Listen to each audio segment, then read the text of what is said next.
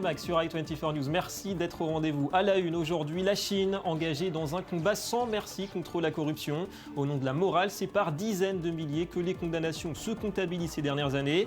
Économiquement, le bilan est mitigé. Alors pourquoi une telle fermeté maintenant? Lionel Friedfeld sera avec nous. Et puis lumière également sur le rapprochement de plus en plus concret entre les États-Unis et Cuba. On parle d'une ambassade américaine à La Havane en avril. Mais en attendant, c'est bien le commerce bilatéral qui pourrait jouer le rôle d'accélérateur. Des représentants agricoles des deux parties se sont, vous le verrez, rencontrés cette semaine.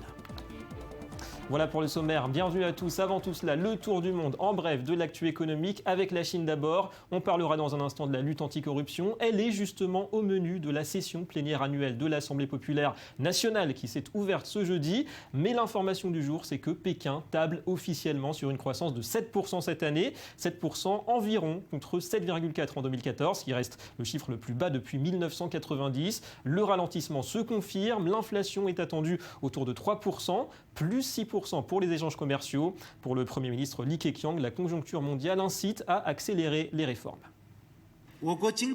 La pression à la baisse sur l'économie chinoise s'intensifie, avec des problèmes évidents et profondément enracinés. Les difficultés pourraient être plus importantes que l'an dernier. Mais nous restons dans une période de grandes opportunités stratégiques où nous pouvons accomplir beaucoup de choses. Le potentiel est énorme, ainsi que la résilience et la marge de manœuvre. Non loin de là, en Russie, Vladimir Poutine met la pression une fois de plus sur l'Ukraine. Il ne veut pas d'un nouveau conflit gazier, mais il précise que Kiev ne dispose plus que de 2 jours de livraison de gaz, des livraisons sous condition de prépaiement. On se souvient que Moscou avait interrompu ses livraisons à son voisin il y a quelques mois pour cause d'impayés.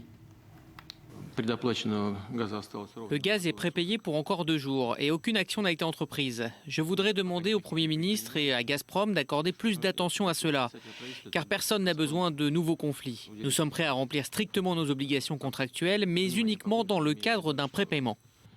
Le feuilleton de la dette grecque et le gouvernement à Athènes qui tente décidément de convaincre qu'il n'est pas au bord du défaut de paiement. Le programme économique progresse rapidement, a affirmé hier le ministre des Finances Yanis Varoufakis, qui doit présenter au plus vite une liste précise de réformes pour obtenir un financement de ses créanciers internationaux. La Grèce, on le rappelle, a soulevé hier 1,138 milliards d'euros en bons du Trésor, mais à plus long terme, le risque de faillite reste présent. Quand on part à la bataille, ce n'est pas le moment de parler de défaite. Et c'est sur la base de cette stratégie que nous faisons face aux négociations. Avec optimisme, avec une bonne préparation. Et je ne crois pas que nous serons à court de fonds. Et à Chypre, ce sont des centaines de personnes qui se sont rassemblées hier contre les mesures d'austérité en Europe, profitant de la visite de Mario Draghi et de la BCE qui devait préciser son programme de rachat d'actifs. Ils ont fustigé les coupes budgétaires au sein de l'UE tout en exigeant un soutien à la croissance. Nous n'acceptons pas que quelqu'un de l'étranger nous impose des politiques qui détruiront finalement l'économie de notre pays et notre pays lui-même en tant que tel. Et pendant ce temps, François Hollande a ajouté sa voix à celle qui plaide en faveur d'un rapprochement entre Areva et EDF. À Madrid, vous le voyez, il a demandé aux dirigeants des deux groupes d'agir dans ce sens. Areva avait annoncé hier, nous vous le disions, un vaste plan d'économie, 1 milliard d'euros d'ici 2017. Après la débâcle de l'an dernier, une perte record de près de 5 milliards d'euros. Je vais réaffirmer ici la confiance que j'ai dans cette filière, dans laquelle d'ailleurs l'État joue un rôle considérable, puisque l'État français est actionnaire à 85% d'Areva comme d'EDF. Le nucléaire en France, c'est 2500 entreprises, 220 000 salariés. Donc tout sera fait pour que justement, à travers cette coopération, cette nouvelle stratégie, car il y aura une nouvelle stratégie industrielle, nous puissions donner un avenir à une filière d'excellence française. Et sachez que le taux de chômage en France métropolitaine a atteint 10% fin 2014 d'après l'INSEE, 2,877 millions de personnes sans emploi. Et puis au Liban, signalons ce mouvement social pour exiger de meilleures conditions pour les travailleurs domestiques étrangers, de nouvelles lois pour protéger leurs droits. Originaires d'Éthiopie ou d'Asie du Sud-Est, il faut savoir qu'ils représentaient plus de 5% de la population en 2012, environ 250 000 personnes. Et parmi les revendications, un jour au moins de congé par semaine. En tant que syndicat et d'un point de vue économique et social, nous pensons que ce droit au congé devrait être accordé. Nous parlons de 250 000 personnes.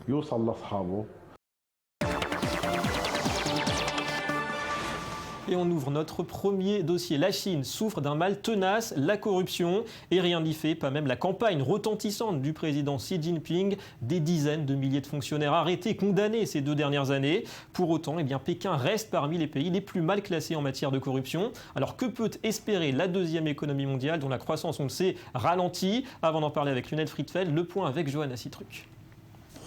Quelques 2000 délégués réunis au cœur de Pékin.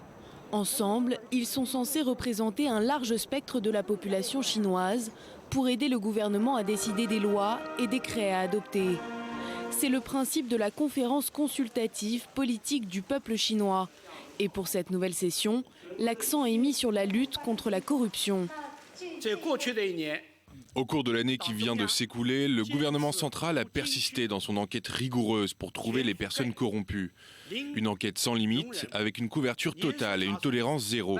Et nos efforts pour obtenir un environnement sans corruption, sans envie, sans possibilité de corrompre commencent à payer. Depuis que Xi Jinping est arrivé au pouvoir en 2012, son gouvernement dit avoir réussi à mettre la main sur environ 100 000 fonctionnaires et hauts fonctionnaires corrompus. Problème, Pékin n'avait probablement pas anticipé les conséquences de cette campagne. Des conséquences notamment sur son industrie du luxe, qui était pourtant en plein essor, et surtout l'un des secteurs les plus dynamiques de l'économie chinoise. Pour ces 2 dernières années, les affaires ont vraiment été terribles. Beaucoup de ceux qui vendent de l'alcool haut de gamme comme moi, observent une chute de leurs ventes. Cette situation est vraiment grave, très grave. Autre victime de cette lutte contre la corruption, les casinos de Macao. En février, les revenus du jeu de la région administrative spéciale sont passés sous la barre des 20 milliards de pataquès, un peu plus de 2,5 milliards de dollars. C'est une chute record de 49% par rapport à la même période l'année dernière. Selon l'agence de notation Standard & Poor's, une des seules issues pour Macao serait d'élargir la clientèle de ces casinos, attirer plus de Chinois de la classe moyenne et de touristes novices. Une clientèle à diversifier. Alors, les autorités chinoises peuvent-elles mener à bien ce grand ménage anticorruption? On va accueillir notre analyste financier Lionel Friedfeld. Bonjour. Bonjour David. De retour. Lionel, d'abord, les motifs de cette croisade de Xi Jinping contre la corruption. Une corruption qui a précipité, selon lui, la chute de l'URSS et sa hantise, en fait, pour son pays. Est-ce que c'est logique, raisonnable, cette priorité absolue contre la corruption? Alors effectivement, en tout cas, c'est fait dans une optique politique avant tout, en fait, pour raffermir en fait le pouvoir d'un homme, d'un clan. Il faut savoir que le système chinois, on va dire exécutif, marche de façon consensuelle. Alors le fait de pouvoir, on va dire, éliminer des adversaires qui sont soit dans des entreprises publiques, soit privées, soit dans l'administration, sous couvert de lutte anticorruption, est vraiment un outil très efficace. Deuxièmement, le grand public en fait demande un peu plus de transparence économique, financière, et donc le fait en fait d'aller mettre en prison des grands patrons en fait réjouit le grand public chinois. Qui en ont marre de la corruption et aussi des inégalités. Exactement. Est-ce que la corruption, ça a aussi refroidi les investisseurs ces dernières années? Alors, ça n'a pas forcément refroidi les investisseurs, parce que les gens veulent investir toujours en Chine pour profiter des coûts de production assez bas, mais il va falloir que ça déstabilise un certain nombre de secteurs. Premièrement, le secteur bancaire, notamment la Cour des comptes chinoise a notamment demandé à en fait, le fonds souverain chinois qui s'appelle China Investment Corp, et notamment 2 autres banques chinoises, qui a épinglé en fait leur gestion frauduleuse de comptes pour 4 milliards de dollars, mais également les dirigeants de 3 grandes banques chinoises, la Banque d'agriculture qui est quand même la 4e banque chinoise, la Banque de Pékin et la Banque Minsheng Bank qui est une banque à capitaux privés, dont les dirigeants aujourd'hui en fait sont condamnés pour corruption. Alors finalement, Lionel, la Chine semblait s'accommoder plus ou moins jusqu'ici de ce fléau de la corruption, avec une croissance toujours au sommet. Est-ce qu'il faut voir un lien entre ces manœuvres et l'atterrissage, le ralentissement de la croissance ces derniers temps? Alors il faut savoir que la Chine a quand même depuis 25 ans une croissance à 2 chiffres, premièrement. Deuxièmement, l'année dernière, la croissance était de 7,5%. Cette année, elle sera, en tout cas l'objectif est de 7%. Donc en fait, c'est de plus en plus difficile de piloter un pays aussi important d'un point de vue économique. Mais pour cela, il y a effectivement une crise internationale, notamment en Europe. Donc c'est pour ça que la Chine aussi, on va dire, contre-performe un peu plus aujourd'hui. Mais on ne peut pas dire que ce soit la lutte anticorruption, en fait, qui casse la croissance chinoise. Puisqu'effectivement, dans tous les pays en fait, en voie de développement, il faut, on va dire, un mal, un certain mal, mais il faut un certain type, on va dire, de corruption, en tout cas, pour avoir des liquidités pour développer l'économie. Alors justement, vous revenez de Chine, Lionel. Est-ce que cette lutte contre la corruption à court terme, elle peut pénaliser, on l'a vu, certains secteurs, le luxe, aussi Macao avec les casinos? Effectivement, vous mentionnez le luxe. Très simple, notamment les Chinois dans les administrations, les grands patrons, même par exemple, on va boire du champagne, des grands crus français qui se chiffrent chiffres en dizaines de milliers d'euros. Aujourd'hui, en fait, c'est interdit. Ils ne peuvent plus inviter leurs collègues et avoir des additions astronomiques. Donc, ça a forcément une répercussion sur le chiffre d'affaires des groupes de luxe. Et vous mentionnez Macao, qui appartenait avant au Portugal. La Chine a mis la main dessus. C'est le plus grand centre de casino au monde. Pour vous donner un exemple, à Macao, si vous allez dans les salles de jeu, en fait, jusqu'à récemment, vous avez énormément de gens qui téléphonent et en fait, qui passent des heures de jeu, mais en fait, pour le compte d'officiels qui appartiennent au gouvernement chinois. Aujourd'hui, ça va s'arrêter. Preuve en est, c'est que le chiffre d'affaires de Macao a baissé pour la première fois en 2014 de moins 2,5%. Ouais. Alors des effets négatifs à court terme, est-ce qu'à long terme on peut prévoir un assainissement et puis une croissance qui repart grâce à ça ?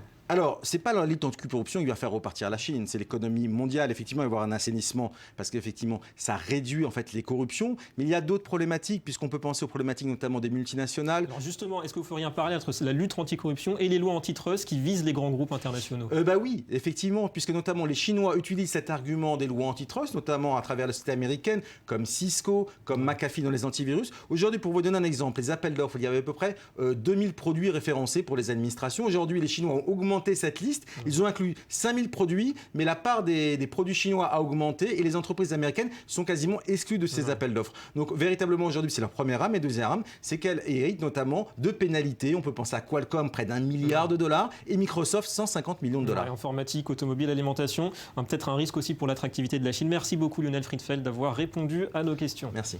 Allez, direction l'autre bout du monde, Cuba, et à peine les prémices d'un rapprochement avec Washington enclenchées qu'une centaine de délégués de l'agro-industrie américaine étaient en visite sur l'île cette semaine. Les États-Unis, premier exportateur mondial de céréales, qui pourrait renforcer cette position puisque Cuba est extrêmement dépendant de l'extérieur pour son alimentation. 1 million de tonnes de blé notamment importées par an. À l'évidence, un réchauffement des relations serait bénéfique aux deux parties. Anthony Lesvre. Les premiers échanges entre Washington et la Havane se font de plus en plus concrets. Plus de 3 mois après l'annonce du rapprochement historique, une importante délégation américaine s'est rendue à Cuba. Les représentants du secteur agricole des deux pays ont pu échanger sur une prochaine collaboration. Notre attente est de rapporter des informations chez nous et de continuer à en discuter avec nos législateurs. Tout ceci pourrait permettre de mettre fin à l'embargo. Le pays a besoin d'investissements dans les infrastructures de base pour l'agriculture et il semble que les opportunités soient intéressantes. Mais ce n'est que le début du processus, c'est encore tôt pour l'affirmer. Les propos sont prudents, comme ceux de Barack Obama. Depuis notre annonce, le gouvernement cubain a commencé à discuter des façons dont il va réorganiser l'économie pour accueillir de possibles investissements étrangers. Cela a déjà provoqué une série de changements qui augurent plus de possibilités pour les entrepreneurs, plus de transparence sur ce qui va se passer dans leur économie. Pour l'heure, cette délégation de 95 personnes s'est rendue dans différentes coopératives. Comme dans cette plantation de tabac à Pinar el Rio, une visite applaudie par les Cubains. C'est un honneur et une source de motivation de recevoir une délégation de Nord-Américains à Cuba. Ce pays où je suis né il y a plus de 50 ans et de voir ça, de voir une ouverture, nous sommes vraiment proches d'avoir entre nos deux pays les relations que nous devons avoir. Le marché cubain est proche des États-Unis et représente pour 2 milliards de dollars de débouchés. Une opportunité qui ne manquera pas d'être rappelée par les lobbyistes aux sénateurs américains. Voilà, les arguments sont là et le Media Watch aussi, c'est tout de suite. La revue de presse Écho qui revient aujourd'hui sur une campagne assez particulière aux États-Unis. Bonjour Johanna Citruc. Bonjour David. Alors il s'agit de mettre le visage d'une femme sur les billets de 20 €. Oui, actuellement dollars. Tous les billets, effectivement des dollars, tous les billets américains donc de 1 à 100 $, comportent le visage d'homme et le plus controversé, eh bien, c'est le billet de 20 $, car dessus il y a le portrait d'Andrew Jackson. C'est le 7e président des États-Unis, mais c'est aussi lui qui est à l'origine d'une loi sur l'expulsion des Indiens, d'où l'idée donc d'une association féministe qui s'appelle Women on the 20s, de remplacer donc le visage d'Andrew Jackson par celui d'une femme, une femme au choix parmi 15 qui ont marqué l'histoire des États-Unis. Il y a par exemple la militante Rosa Parks, il y a encore l'ancienne première dame Eleanor Roosevelt. On peut d'ailleurs voter sur Internet, mais plus important que ces votes, eh bien, c'est le soutien qui va être apporté à cette initiative, car si l'association parvient à récolter quelques 100 000 signatures, eh bien, elle enverra sa proposition à Washington, à la Maison-Blanche, ce qui pourrait arriver plus tôt que prévu. En moins de 3 jours, elle a déjà récolté plus de 8000 signatures. Bon départ, vous nous direz pour qui vous avez voté. Et puis Johanna, ce classement, celui des villes préférées des expatriés, qui est l'heureuse gagnante cette année? Eh bien, cette année, c'est Vienne, en Autriche, qui est la ville préférée des expatriés, et ce depuis 2009. Ensuite, il y a Zurich. Sur la 3e marche du podium, c'est Auckland, en Nouvelle-Zélande. Paris est toujours à la 27e position, ex aequo avec San Francisco. Et tout en bas, on retrouve Port-au-Prince, Bangui ou encore Bagdad. Alors, il y a de plus en plus de classements de ce type. Quel est l'intérêt de celui-ci? Eh bien, cette étude menée par le cabinet de conseil Mercer permet aux entreprises d'ajuster la rémunération de leurs salariés expatriés. Par exemple, si une société a besoin d'un travailleur à Bagdad, elle sait que les conditions vont être difficiles, donc elle va proposer une prime en conséquence, qui ne sera pas forcément le cas d'un travailleur, par exemple, à Vienne. Ça se comprend. Merci beaucoup, Johanna, et à très bientôt. À bientôt. Voilà, fin de cette édition d'Économie Le Mag. Merci de votre fidélité. La suite de vos programmes, la suite de l'info, c'est tout de suite sur i24 News. Restez avec nous.